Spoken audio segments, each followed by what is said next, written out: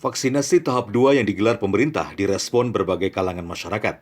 Salah satunya di Puskesmas Pemurus Baru, Banjarmasin Selatan.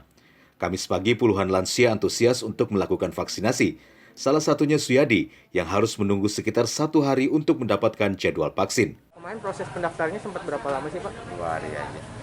Syaratnya apa aja Pak kemarin Pak? Waktu Tidak ada apa-apa, ditanya aja umur apa, alamat, cuma itu aja. pakai KTP kah atau dan lain-lain atau seperti apa Pak? Enggak, waktu daftarnya kan di online, di sini baru dikasih KTP. Puskesmas Pemurus Baru sendiri sengaja membatasi jumlah vaksinasi karena jumlah tenaga medis yang terbatas.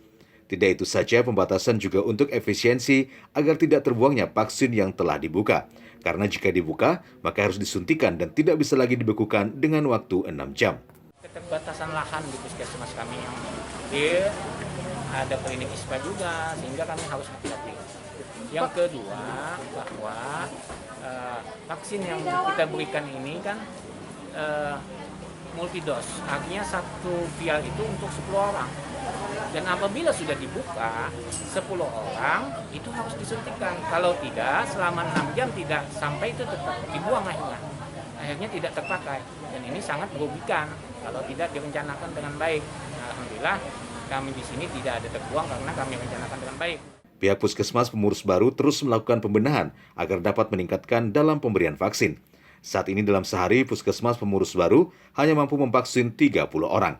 Dari Banjarmasin, Satya Naka, Kalsel 1net.